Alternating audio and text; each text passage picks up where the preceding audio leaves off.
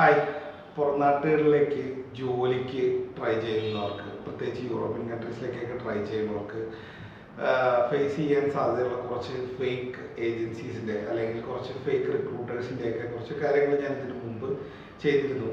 എന്തുകൊണ്ട് നിങ്ങൾ എക്സ്ട്രാ പൈസ കൊടുക്കണ്ട, അല്ലെങ്കിൽ അങ്ങനെ നിങ്ങൾ പൈസ കൊടുക്കേണ്ട ഒരു സാഹചര്യം വന്നാൽ പോലും അത് എന്തെല്ലാം കണ്ടീഷൻസ് നിങ്ങൾക്ക് നോക്കണം ഇത് ചെയ്യുന്നതിന് മുമ്പ് എന്നൊക്കെ പറഞ്ഞിട്ട് ഒരു വീഡിയോ ചെയ്തിരുന്നു. അതിനെനിക്ക് റെസ്പോൺസായിട്ട് കുറേ കോളുകളും വന്നിരുന്നു. എനിക്ക് തോന്നുന്നു അന്ന് അതെനിക്ക് അഡ്രസ്സ് ചെയ്യാൻ പറ്റിയെന്ന് തോന്നുന്നു അവരുടെ ക്വസ്റ്റ്യൻസൊക്കെ. ഇത് ഈ വീഡിയോയിൽ കൂടുതലും ഞാൻ ചർച്ച ചെയ്യാൻ ഉദ്ദേശിക്കുന്നത് നമ്മളെ പറ്റിക്കാൻ സാധ്യതയുള്ള അല്ലെങ്കിൽ ഫേക്ക് ഏജന്റ് ആവാൻ സാധ്യതയുള്ള രണ്ട് പോസിബിലിറ്റീസിനെ കുറിച്ചാണ് ഈ വീഡിയോയിൽ പറയാൻ ഉദ്ദേശിക്കുന്നത്. ഈ വീഡിയോ അല്പം ലെങ്തി ആയിരിക്കാം, പക്ഷേ ഇതിനെക്കുറിച്ച് കൂടുതൽ അറിയാൻ താല്പര്യമുള്ളവരാണെങ്കിൽ ട്രൈ ടു വാച്ച്, ഇത് മൊത്തം കാണാൻ ശ്രമിക്കുക. അതുപോലെ തന്നെ വീഡിയോ തുടങ്ങുന്നതിന് മുമ്പ് എനിക്ക് എല്ലാവരോടും ഒരു റിക്വസ്റ്റാണ്, kindly considering liking the video. ഞാൻ ചെയ്യുന്ന കണ്ടൻസ് നിങ്ങൾക്ക് ഇഷ്ടപ്പെടുന്നുണ്ടെങ്കിൽ നിങ്ങൾക്ക് ഒരു അപ്രിസിയേഷൻ എന്ന രീതിയിൽ ഒരു ലൈക്ക് തരിക. പിന്നെ നിങ്ങൾക്ക് എന്തെങ്കിലും കൂടുതൽ അറിയണമെങ്കിൽ കമൻ്റായിട്ട് രേഖപ്പെടുത്താം. അതുപോലെ തന്നെ വീഡിയോയിൽ ഞങ്ങളുടെ വാട്സപ്പ് നമ്പർ ഉണ്ട്, നിങ്ങൾക്ക് വോയിസ് നോട്ടായിട്ടോ അല്ലെങ്കിൽ ആ നമ്പറിൽ നിങ്ങൾക്ക് കോൾ ചെയ്യുകയോ ചെയ്യാം. അതുപോലെ തന്നെ ചാനലിലും എല്ലാ കണ്ടൻസും ഇഷ്ടപ്പെടുന്നുണ്ടെങ്കിൽ kindly consider subscribing the channel. Okay, അപ്പോൾ സമയങ്ങളെ നമുക്ക് വീഡിയോയിലേക്ക് കിടക്കാം. മെയിനായിട്ടും നമ്മുടെ നാട്ടിൽ യൂറോപ്യൻ കൺട്രീസിലേക്കാണ് അല്ലെങ്കിൽ ഓസ്ട്രേലിയ, അതുപോലെ തന്നെ കാനഡയിലേക്കൊക്കെ വർക്ക് വിസ എന്നുള്ളതാണ് മെയിനായിട്ടും ഒരുപാട് ഫ്രോഡുകൾ നടക്കുന്നത്. അപ്പം ഇതിൽ ഇപ്പോൾ കോമൺ ആയിട്ട് എൻ്റെ അടുത്ത് വന്ന ഒരു എൻക്വയറി, പ്രധാനപ്പെട്ട ഒരു എൻക്വയറി എന്തായിരുന്നു എന്ന് വെച്ചാൽ, ഇപ്പോൾ ദുബായ്, ബഹ്റിൻ ബേസ്ഡ് ആയിട്ട് കുറേ കൺസൾട്ടൻസീസ് ഉണ്ട് നമ്മളുടെ നാട്ടിൽ.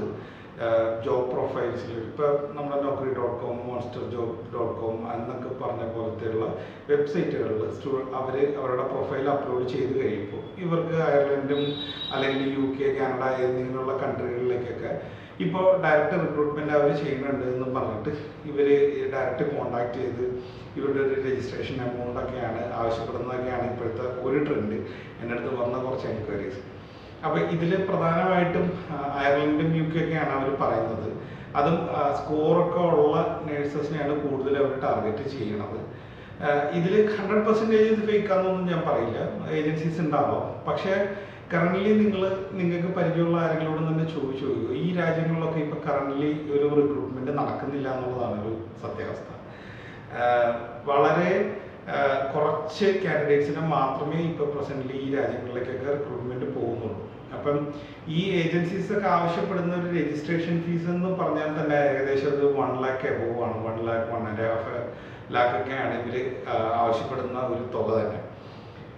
ഇതിൽ ആദ്യം ഇങ്ങനെയുള്ള ഒരുപാട് ഏജൻസീസ് നമ്മുടെ കേരളത്തിൽ തന്നെ, പ്രത്യേകിച്ച് എറണാകുളത്തൊക്കെ തന്നെയായിരുന്നു കൂടുതലും വർക്ക് ചെയ്തുകൊണ്ടിരുന്നതെങ്കിൽ ഇപ്പോൾ ഈ തരം ഏജൻസീസ് എല്ലാം കൂടുതലും മിഡിൽ ഈസ്റ്റേൺ കൺട്രീസിലോട്ട് മാറിയിരിക്കുകയാണ്. കാരണം ഇതൊരു രജിസ്ട്രേഷൻ ചാർജായിട്ട് മാത്രമാണ് പലപ്പോഴും ഇവർ ഈ ചാർജസ് എല്ലാം മേടിക്കുക എന്നുള്ളത് നിങ്ങളൊന്ന് ഓർത്ത് വയ്ക്കുക. ഇവരൊരു ഓഫർ ലെറ്ററോ കാര്യങ്ങളോ ഒന്നും തരാതെയാണ് നിങ്ങളുടെ അടുത്തുനിന്ന് ഒരു രജിസ്ട്രേഷൻ ഫീസ് മേടിക്കുന്നത്. അപ്പോൾ ഇൻ കേസ് ഫ്യൂച്ചറിൽ എന്തെങ്കിലും ഒരു പ്രശ്നം നിങ്ങൾക്ക് അവരുമായിട്ട് വന്നാൽ നിങ്ങൾക്കൊരു കേസിന് പോകാനോ കാര്യങ്ങൾക്കൊക്കെ നിങ്ങൾക്ക് നല്ല ബുദ്ധിമുട്ടാവും. അപ്പോൾ അങ്ങനെയുള്ള ഏജൻസികൾ നിങ്ങളെ വിളിക്കുകയാണെങ്കിൽ നിങ്ങളൊരു ഓഫർ ലെറ്റർ എടുത്ത് തന്നതിന് ശേഷം നിങ്ങൾ അവർക്ക് പേയ്മെൻറ്റ് എടുത്ത് കൊടുക്കുക. ആ ഓഫർ ലെറ്റർ ജെനുവിനാണോ എന്ന് എങ്ങനെയാണെന്ന് ചെക്ക് ചെയ്ത് നോക്കണം എന്നുള്ളതൊക്കെ ഞാൻ മറ്റ് പല വീഡിയോകളിലും പറഞ്ഞിട്ടുണ്ട്. ഇനി രണ്ടാമത്തേതാണ് ഏറ്റവും പ്രധാനപ്പെട്ട ഒരു ഫ്രോഡ് നടക്കുന്നത് അല്ലെങ്കിൽ നടക്കാൻ സാധ്യതയുള്ളത്. ഇതിൽ ഒരു ഏജൻസി, ഇത് കുറച്ച് കോംപ്ലിക്കേറ്റഡ് ആണ്, പക്ഷെ ഞാൻ സിമ്പിളായിട്ട് പറഞ്ഞു തരാൻ ശ്രമിക്കാം. UK കുറച്ച് നാൾ മുമ്പ് ഡൊമിസൈൽ വിസ നടത്തിയിരുന്നതും ഒരുപാട് ആൾക്കാർ കയറി പോയത് പറയാമല്ലോ. അപ്പം ഈ ഡൊമിസൈൽ വിസ ബേസിക്കലി വരുമ്പോൾ അവിടെയുള്ള ഒരു ഏജൻസി നമ്മളെ അവരുടെ ഏജൻസിയിലേക്കാണ് ഹയർ ചെയ്യുന്നത്. അവരുടെ ഏജൻസിയിൽ ഹയർ ചെയ്തിട്ട്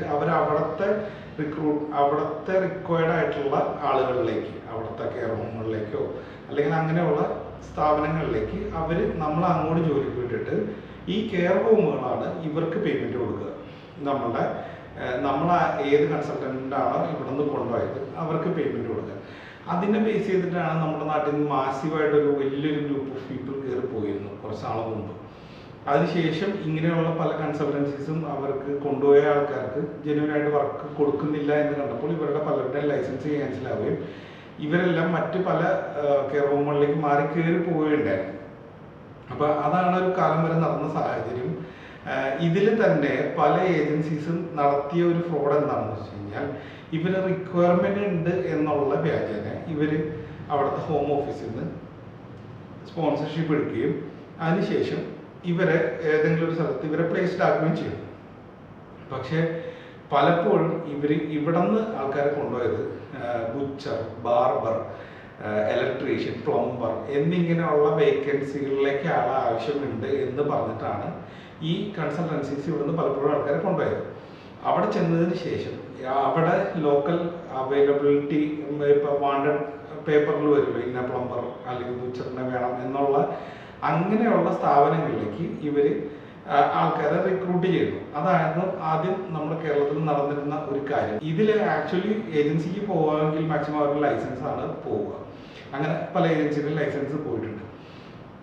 പക്ഷേ ആക്ച്വലി അഫക്റ്റ് ചെയ്യാൻ പോകുന്നത് നിങ്ങളാണ്. കാരണം അന്ന് ഇവിടെ നിന്ന് കയറിപ്പോയ ആൾക്കാർ 18-20 ലക്ഷമൊക്കെ മുടക്കി കയറിപ്പോയ ആളുകളുണ്ട്. അവർ അവിടെ ചെന്ന് ലിറ്ററലി പെട്ടുപോവുകയാണ് ഉണ്ടായത്. പക്ഷേ ഭാഗ്യത്തിന് അവർക്ക് തിരിച്ചു വരേണ്ട ഒരു സാഹചര്യം ഇല്ല. അവർ വേറെ പല വർക്ക് വിസയിലോട്ടൊന്നും മാറി അവർ പോയിട്ടുണ്ട്. പക്ഷേ അപ്പോഴും ഈ ഒരു പാറ്റേൺ, ഈ ഒരു പരിപാടി ഇപ്പോഴും വീണ്ടും വേറെ മറ്റു പല രാജ്യങ്ങളിലേക്കും ചെയ്യാനുള്ള പരിപാടി നടക്കുന്നുണ്ട്. കാരണം ഇപ്പോൾ ഇങ്ങനെ ഒരു റിക്രൂട്ട്മെന്റ് കൺസൾട്ടൻസി മറ്റു രാജ്യങ്ങളിൽ, യൂറോപ്പിൻ്റെ മറ്റു രാജ്യങ്ങളിൽ ഓപ്പൺ ആക്കി ഇതുപോലെ അവിടെ ഇവർ റിക്രൂട്ട്മെന്റ് ചെയ്യും, അവിടുത്തെ ലോക്കൽ ഏജൻസീസിലേക്ക് ചെയ്യാം. ഒരു കണക്കിന് നിങ്ങൾ ചിന്തിച്ചാൽ ഇതെന്താ പ്രശ്നം, ഞങ്ങൾക്ക് അങ്ങനെ പോയാലും ഞങ്ങൾക്ക് അവിടെ പോയി വർക്ക് ചെയ്യാം. പക്ഷേ എന്നാണ് ആരും ചിന്തിക്കുള്ളൂ, ഞങ്ങൾക്ക് അവിടെ വർക്ക് ചെയ്യാമല്ലോ, കുഴപ്പമൊന്നുമില്ല, ഞങ്ങളെ സ്പോൺസർ അവിടെ കൊണ്ടുപോകുന്നു, ഞങ്ങൾക്ക് ഇഷ്ടമുള്ള ഇതിന് ഞങ്ങൾക്ക് ഞങ്ങളുടെ ഇതായിട്ടുള്ള പ്രൊഫഷനിലേക്ക് ഞങ്ങളെ പറഞ്ഞു കൊടുക്കണം എന്നാണ് നോർമലി നിങ്ങൾ ചിന്തിക്കുക. പക്ഷെ ഇതിലെന്താ പ്രശ്നം എന്ന് വെച്ച് കഴിഞ്ഞാൽ, നിങ്ങളെ കൊണ്ടുപോകുന്നത് എൻ്റയർലി ഡിഫറെൻ്റ് ആയിട്ടുള്ള ഒരു പ്രൊഫഷൻ്റെ റിക്വയർമെൻറ്റിലേക്കാണ് കൊണ്ടുപോകുന്നത്. എന്നിട്ട് അവിടെ ചെന്ന് കഴിയുമ്പോൾ അവിടെ എന്താണോ വേക്കൻസീസ് ഉള്ളത് അതിലേക്കാണ് പറഞ്ഞത്. ഇൻ കേസ് എന്തെങ്കിലും ഒരു സീരിയസ് ആയ നിയമമാറ്റങ്ങളോ കാര്യങ്ങളോ വന്നാൽ ആക്ച്വലി പെടാൻ പോകുന്നത് നിങ്ങളാണ്. ഈ ഏജന്റിന് അയാളുടെ കാശ് കിട്ടി, നിങ്ങളവിടെ ചെന്ന് ഇനി അവിടെ ഏതെങ്കിലും ഇപ്പോൾ ഒരു ബുച്ചറിൻ്റെ വേക്കൻസിയിലാണ് നിങ്ങൾ കൊണ്ടുപോകണമെന്ന് വെക്കുക. അപ്പം നിങ്ങളൊരു ബുച്ചറായിട്ട് വർക്ക് ചെയ്യുന്ന സമയത്ത് ഈ നിങ്ങളുടെ സ്പോൺസറും മറ്റേ ഈ ബുച്ചറി നടത്തുന്ന ആൾക്കാരും തമ്മിലായിരിക്കും അസോസിയേഷൻ. അവർ തമ്മിൽ വേറെ പ്രശ്നങ്ങളൊന്നുമില്ല. അവർ നിങ്ങളെ കൊണ്ട് പണിയെടുപ്പിച്ച് കാശുണ്ടാക്കും. മറ്റവരുടെ കിട്ടുന്ന കമ്മീഷൻ എടുത്തിട്ട് നിങ്ങളവിടെ കുറേ നാൾ പണിയെടുത്തതിന് ശേഷം നിങ്ങളൊരു PR-നോ കാര്യങ്ങളിലൊക്കെ പോകുന്ന സമയത്തായിരിക്കാം നിങ്ങൾക്ക് എന്ത് ഇൻകമാണ്, എങ്ങനെയാണ് നിങ്ങൾക്ക് ഈ സോഴ്സ് ഇത് കിട്ടുന്നത്, ഇതിൻ്റെ കാര്യങ്ങളൊക്കെ അന്വേഷിച്ച് പോയാൽ ഒരു പക്ഷെ മറ്റേ ഏജൻസി ചെയ്തത് അഫക്റ്റ് ചെയ്യാൻ പോകുന്നത് നിങ്ങളാണ്. ഇതാണ് ഒരു പ്രധാനപ്പെട്ട കാര്യം. ഇതേപോലെ തന്നെ ജർമ്മനിയിലും അതുപോലെ തന്നെ നെതർലാൻഡിലും ഒക്കെ ഡെൻമാർക്കിലും ഒക്കെ ഇത്തരം ഏജൻസീസ് പുതിയത് വരുന്നു എന്ന് എനിക്കൊരു അറിവ് കിട്ടിയിരുന്നു. അപ്പോൾ അങ്ങനെയുള്ള സ്ഥലങ്ങളിൽ അനാവശ്യമായിട്ട് നിങ്ങൾ ലക്ഷക്കണക്കിന് രൂപ കൊണ്ടുപോയി കൊടുക്കാതിരിക്കുക. കാരണം അത് ജെന്യുവനായിട്ടുള്ള കാര്യമല്ല. നിങ്ങൾ അവിടെ ചെന്ന് PR കിട്ടും എന്നുള്ളൊരു പ്രതീക്ഷയിലാണ് നിങ്ങൾ ഇതിനൊക്കെ പോകാൻ പോകുന്നതെന്ന് എനിക്കറിയാം. പക്ഷേ അങ്ങനെയൊക്കെ ചെന്ന് കഴിഞ്ഞാൽ പിന്നീടുള്ള നിങ്ങളുടെ PR-ഉം കാര്യങ്ങളും എല്ലാം നിങ്ങൾക്ക് പ്രശ്നമാകും. അൺസ്കിൽഡ് കാറ്റഗറി, ഞാൻ ഇതിനു മുമ്പും പലപ്പോഴും പല വീഡിയോയിൽ പറഞ്ഞേക്കുന്നതാണ്, അൺസ്കിൽഡ് കാറ്റഗറി എന്ന് പറഞ്ഞൊരു വർക്ക് കാറ്റഗറി ഇല്ല ഒരു രാജ്യത്ത്. അവിടെ നിങ്ങൾക്ക് ഏറ്റവും പെട്ടെന്ന് തന്നെ വിസ കിട്ടാവുന്നത് അവിടുത്തെ ഷോർട്ട് ലിസ്റ്റഡ് പ്രൊഫൈലാണ്. ആ ഷോർട്ട് ലിസ്റ്റഡ് പ്രൊഫൈലിൽ ഉള്ള ആളുകൾക്കാണ് അവിടെ വർക്ക് വിസ കിട്ടാൻ എളുപ്പമായിട്ടുള്ളത്. അല്ലാതെ നമ്മൾ അവിടെ അൺസ്കിൽഡ്, ഇപ്പോൾ വയറിങ്, പ്ലംബിങ് അങ്ങനെയുള്ള ജോലി, അല്ലെങ്കിൽ ബുച്ചർ, ബാർബർ എന്നിങ്ങനെയുള്ള പ്രൊഫഷനിലൊക്കെ നിങ്ങൾക്ക് വർക്ക് വിസ കിട്ടും എന്നുള്ളത് അവരുടെ വെറും തെറ്റിദ്ധരിപ്പിക്കലാണ്. അൺസ്കിൽഡ് കാറ്റഗറി എന്ന് പറഞ്ഞൊരു കാറ്റഗറിക്ക് അവിടെ അങ്ങനെ ഒരു കാറ്റഗറി ഇല്ല. ഇനി അങ്ങനെ കാറ്റഗറി ഉണ്ടെങ്കിൽ പോലും അങ്ങനെ കാറ്റഗറിക്ക് വർക്ക് വിസ ഇല്ല. കാരണം ഒരിക്കലും പ്ലംബിങ്ങോ ഇതൊന്നും അൺസ്കിൽഡ് അല്ല, അതൊക്കെ സ്കിൽഡ് തന്നെയാണ്. പക്ഷേ അവിടെ ഓൾറെഡി അവർക്ക് അതിന് ആവശ്യക്കാരുണ്ട്. അപ്പോൾ അതുകൊണ്ട് തന്നെ അവർ പുറത്തുനിന്ന് ഒരാളെ വർക്ക് വിസ കൊടുത്ത് കൊണ്ടുവരേണ്ട ആവശ്യം അവിടെയുള്ള ഒരു കമ്പനികൾക്കും ഉണ്ടാവില്ല. ഇത് മാത്രമല്ല, നമ്മൾ ഇങ്ങനെയുള്ളൊരു കാര്യത്തിന് നമ്മൾ മുടക്കുന്നത് ലക്ഷക്കണക്കിന് രൂപയാണ്. നമ്മൾ ഇത്രയും വലിയൊരു ഭീമമായ എമൗണ്ട് മുടക്കി അവിടെ ചെന്നിട്ട് നമുക്കിത് വെർത്താണോ എന്ന് നമ്മൾ അന്വേഷിക്കണം. ഓക്കെ. പിന്നെ വേറൊരു ഫ്രോഡ്, മൂന്നാമത്തെ ഒരു ഇതും കൂടെയാണ് നമ്മുടെ നാട്ടിൽ. പ്രധാനമായിട്ടും ജർമ്മനാണ് എല്ലാവരും ടാർഗറ്റ് ചെയ്യുന്നത്. അതിൽ ഇവർ പറയണത് ഞങ്ങൾക്ക് ജർമ്മൻ റിക്രൂട്ട്മെൻ്റ് ഉണ്ട്, അതേപോലെ ഞങ്ങൾക്ക് എക്സ്റ്റേണൽ അഫയേഴ്സിൻ്റെ അപ്രൂവൽ ഉള്ളതാണ്, ഞങ്ങൾക്ക് ഇത്ര റിക്വയർമെൻ്റ് ഉണ്ട്. അപ്പോൾ അതിൻ്റെ അകത്തേക്ക് ഞങ്ങൾ ആൾക്കാരെ കൊണ്ടുപോകാൻ ആഗ്രഹിക്കുന്നു. അപ്പോൾ അതുകൊണ്ട് തന്നെ ഈ സെയിം അൺസ്കിൽഡ് കാറ്റഗറി എന്ന് പറയുന്ന കാറ്റഗറിയിലുള്ള ആൾക്കാരെയാണ് ഞങ്ങൾ നോക്കുന്നത്. അപ്പോൾ അവിടെ ജർമ്മനിയിൽ ചെന്ന് കഴിഞ്ഞ് കഴിയുമ്പോൾ അവർ അവിടെ ജോലി റെഡിയാക്കി കൊടുക്കും എന്നുള്ളതാണ് ഇവരുടെ ഒരു വാദം. ബേസിക്കലി അങ്ങനെ ഒരു സംഭവം ഫേക്കാണ്. ആക്ച്വലി ഇത് ഞാൻ സെക്കൻഡായിട്ടുള്ള പറഞ്ഞ കാര്യമില്ല. നിങ്ങൾ ഒരു ഏജൻസിനെ അപ്രോച്ച് ചെയ്യണം. ഇപ്പം ഞാൻ എൻ്റേതായ ഒരു ഏജൻസി ഞാൻ ജർമ്മനിയിൽ തുടങ്ങുകയാണ്. ഈ ജർമ്മനി തുടങ്ങുന്ന ഏജൻസിയിൽ ഞാൻ എനിക്ക് റിക്വയർമെൻ്റ് ഉണ്ടെന്ന് അവിടുത്തെ ഇമിഗ്രേഷൻ ഡിപ്പാർട്ട്മെൻറ്റിൻ്റെ പ്രൂവ് ചെയ്ത് ഞാൻ മേടിക്കുകയാണ്. എനിക്കിപ്പോൾ ഡ്രൈവറിൻ്റെ വേക്കൻസി ഉണ്ട്, എനിക്ക് നഴ്സസിൻ്റെ വേക്കൻസീസ് ഉണ്ട്, അല്ലെങ്കിൽ ഗാർഡനറിൻ്റെ വേക്കൻസീസ് ഉണ്ട്, ഇലക്ട്രീഷ്യൻ്റെ വേക്കൻസി ഉണ്ടെന്നൊക്കെ ഞാൻ അവിടുത്തെ ഇമിഗ്രേഷൻ എനിക്കൊരു മാൻ റിക്രൂട്ട്മെൻറ്റിൻ്റെ ഒരു അപ്രൂവൽ വാങ്ങുകയാണ് ജർമ്മനിയിൽ. ഓക്കെ, അപ്പോൾ അവർ ഈ അപ്രൂവൽ തരികയാണ്. ആക്ച്വലി ഈ അപ്രൂവൽ എനിക്ക് ചിലപ്പോൾ യൂറോപ്യൻ യൂണിയൻ്റെ ഉള്ളിൽ നിന്ന് മാത്രം ചെയ്യാനായിരിക്കും അവർ തരുന്നത്, അല്ലെങ്കിൽ ചിലപ്പോൾ ആ ജർമ്മനി രാജ്യത്തിൻ്റെ ഉള്ളിൽ നിന്ന് മാത്രം ചിലപ്പോൾ റിക്രൂട്ട്മെൻറ്റ് ചെയ്യാൻ ലോക്കൽ അവൈലബിലിറ്റിക്കുള്ള അപ്രൂവൽ ആയിരിക്കും ഇവർ തരുന്നത്. ഓക്കെ, ഞാൻ ഈ അപ്രൂവൽ വാങ്ങിച്ചു. ഓക്കെ, അതെനിക്ക് ജെന്യുവനായിട്ട് എനിക്ക് റിക്വയർമെൻറ്റ് ഉണ്ടെന്ന് എനിക്ക് ജർമ്മൻ ഗവൺമെൻറ്റിൻ്റെ അപ്രൂവൽ കിട്ടി. ഇനി സെക്കൻഡായിട്ട് അയാൾ എന്താ ചെയ്യാന്ന് വെച്ച് കഴിഞ്ഞാൽ അയാൾ Indian immigration ministry of external അഫയേഴ്സിൽ നിന്ന് ഒരു അപ്രൂവൽ വാങ്ങുകയാണ്. എനിക്ക് ഇങ്ങനെ ഒരു റിക്രൂട്ട്മെൻറ്റിൻ്റെ ഒരു റിക്വയർമെൻറ്റ് എനിക്ക് ജർമ്മനിയിൽ നിന്ന് കിട്ടിയിട്ടുണ്ട്, അപ്പം നിങ്ങളൊന്ന് വെരിഫൈ ചെയ്യണം ഇത് ജെന്യുവൻ ആണോ അല്ലയോ. ഒബ്വിയസ്ലി ഇവരത് ജർമ്മൻ എംബസി ആയിട്ട് ചെക്ക് ചെയ്യുമ്പോൾ ഇത് ജെന്യുവനാണ് അല്ലേ, കാരണം അവിടെ വേറെ പ്രശ്നങ്ങളൊന്നുമില്ല. അപ്പോൾ ഇവിടുന്ന് ചെക്ക് ചെയ്ത് നോക്കുമ്പോൾ കുഴപ്പമൊന്നുമില്ല. ഈ സംഭവം അവർ പറയും, എനിക്ക് ജർമ്മനിയിൽ നിന്നുള്ള റിക്വയർമെൻറ്റ് അവിടെ നിന്നുണ്ട്, ഇത് മിനിസ്ട്രി ഓഫ് എക്സ്റ്റേണൽ അഫയേഴ്സ് എനിക്ക് ഇതിൻ്റെ അപ്രൂവലും തന്നിട്ടുണ്ട്, അപ്പോൾ പിന്നെ എനിക്ക് ഇത് ഉള്ളതാണല്ലോ. അപ്പോൾ അതുകൊണ്ട് എനിക്ക് ഇവിടുന്ന് ആൾക്കാരെ റിക്രൂട്ട് ചെയ്യാനുണ്ട്, എനിക്ക് ഇത്രയും ജോബ് വേക്കൻസീസ് എൻ്റെ കയ്യിലുണ്ട്, നിങ്ങൾ ജർമ്മനി ട്രൈ ചെയ്യും അല്ലെങ്കിൽ മറ്റേതെങ്കിലും രാജ്യം ട്രൈ ചെയ്യും എന്ന് പറയുന്നതാണ് ഇതിൻ്റെ ഒരു പ്രധാന ക്യാച്ച്. അപ്പം നിങ്ങൾ നോക്കുമ്പോൾ ഇന്ത്യൻ ഗവൺമെൻറ്റിൻ്റെ ഭാഗത്തുനിന്ന് അപ്രൂവലുണ്ട്, ജർമ്മൻ ഗവൺമെൻറ്റിൻ്റെ ഭാഗത്തുനിന്ന് അപ്രൂവലുണ്ട്. പക്ഷേ എന്ത് കണ്ടീഷൻസിലാണ് അയാൾ അങ്ങനെ ഒരു ഇത് എടുത്തേക്കണേ, സ്പോൺസർഷിപ്പിൻ്റെ അപ്രൂവൽ എടുത്തേക്കണേ എന്നുള്ളത് നമ്മൾ ഡീറ്റെയിൽ ആയിട്ട് അന്വേഷിച്ചാൽ അറിയാൻ പറ്റും. ഇത് ഏത് കമ്പനിയാണ്, ഇത് അപ്രൂവ്ഡ് ആയിട്ടുള്ള കമ്പനിയാണ്, ഓവർസീസിൽ നിന്ന് ആൾക്കാരെ റിക്രൂട്ട് ചെയ്യാൻ അപ്രൂവ്ഡ് ആയിട്ടുള്ള ഒരു കമ്പനിക്കാണോ ഇത് കിട്ടിയിരിക്കുന്നത് എന്നുള്ള കാര്യങ്ങളൊക്കെ നമ്മളത് ചെക്ക് ചെയ്ത് നോക്കേണ്ടി വരും.